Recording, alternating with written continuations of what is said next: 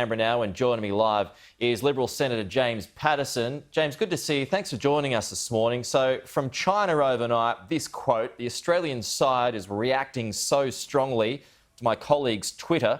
Does that mean they think the cold-blooded murder of Afghans is justified? The Australian government should feel ashamed of this." What do you make of their response to our response yesterday? Peter, I'm very happy to compare Australia's human rights record with the Chinese Communist Party's human rights record any day of the week. Australia's not a perfect country, and we admit that. And we, as a liberal democracy, we're open about that. And in the case of the investigation into Afghan soldiers, it was in fact our own soldiers, our own SAS members who came forward, who blew the whistle on their colleagues who they believed had done the wrong thing. And the government responded by commissioning a multi-year investigation to get to the bottom of it, and we're now acting on it. The contrast with the Chinese Communist Party couldn't be clearer. In 1989, after Tiananmen Square massacre, a Chinese general was in fact charged, convicted, sentenced to 5 years jail and had his Communist Party membership revoked because he didn't fire on his own citizens, because he didn't allow his troops to kill their own citizens. That is the difference between the Chinese Communist Party and Australia. We punish our perpetrators, they punish those who try to do the right thing. Yeah, and you bring up Tiananmen Square, and I was going to ask you about this too, because this Foreign Ministry spokesman who made that tweet yesterday has a bit of form. In the past, he suggested that Tiananmen Square, the massacre there, was merely a political disturbance for which China's response was correct. So what do you think this says about the Foreign Ministry? It seems to be that they're a bunch of wind-up merchants at the moment. Well, if you think about what the task of a foreign ministry is on behalf of their nation, it's to increase their stature and standing in the world, to improve their relations with the world. And if you look at the last year of Chinese foreign relations, they've gone backwards massively. So I suspect the Chinese foreign ministry is trying to distract from their own failure. I mean, think about what's happened in the last 12 months, even without COVID.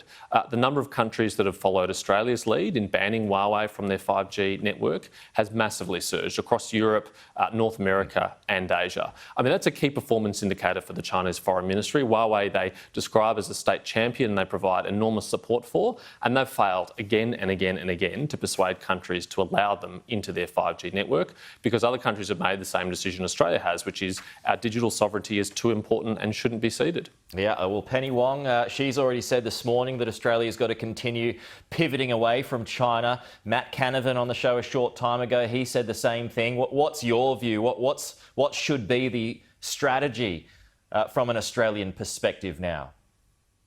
Well, I agree with the comments by Penny Wong, I agree with the comments by Matt Canavan, and this is a time for national unity. This is a time for all Australians to stand together, to send a very strong message that these sort of tactics will not work. They will not dissuade us from pursuing our national interests. They will not dissuade us from standing up for our democracy, for defending our sovereignty, and that we are a strong and resilient nation.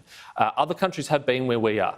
In 2016, the South Korean government agreed to an Obama administration request to place THAAD missiles within their territory, and they were subject to a very similar campaign of economic coercion, and eventually it passed. It did disrupt their trade, it was damaging for some sectors in particular, but eventually it passed, and it will pass too for us, but only if we demonstrate that we will not be intimidated by it. But if we keep standing our ground, it's going to come at even more of a cost, right?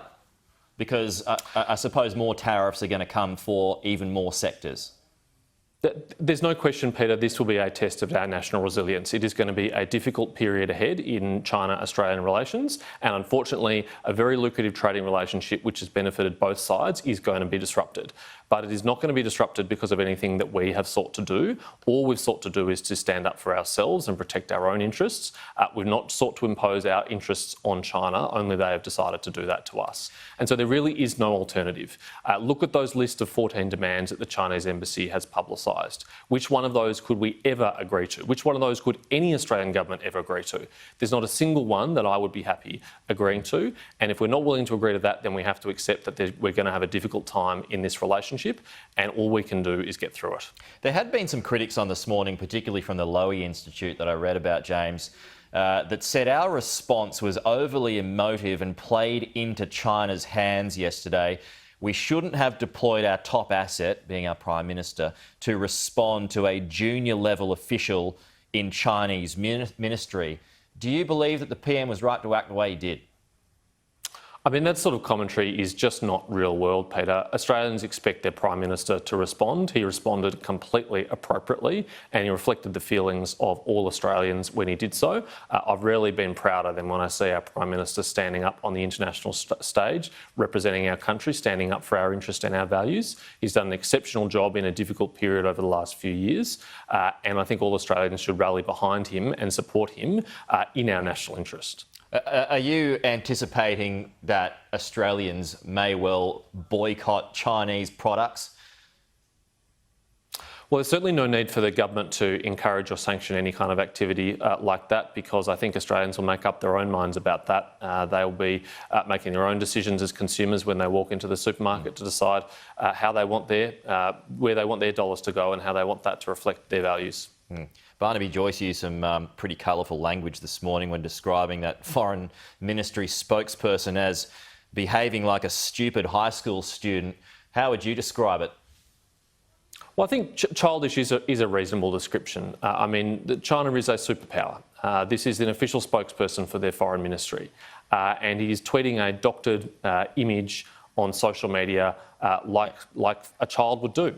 It's not a mature thing for a country to do. It's certainly not something an Australian diplomat would ever do. And if they did, they'd be fired for it.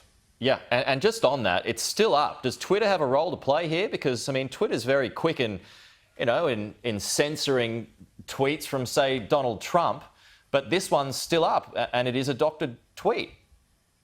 Yeah, maybe Twitter could redeploy some of the enormous internal team they've had dedicated to following Donald Trump's tweets and tagging them within 30 seconds of them being posted for disinformation, and maybe look a little bit closer at actual agents of disinformation from the Chinese Foreign Ministry and their agents and allies in Chinese state-owned media who've been spreading this kind of vile propaganda for years freely on Twitter without any restriction at all. I think that reflects on Twitter as a social media platform. Okay, Senator James Paterson, good to get your thoughts this morning. Thanks so much for joining us here. We'll talk to you again soon.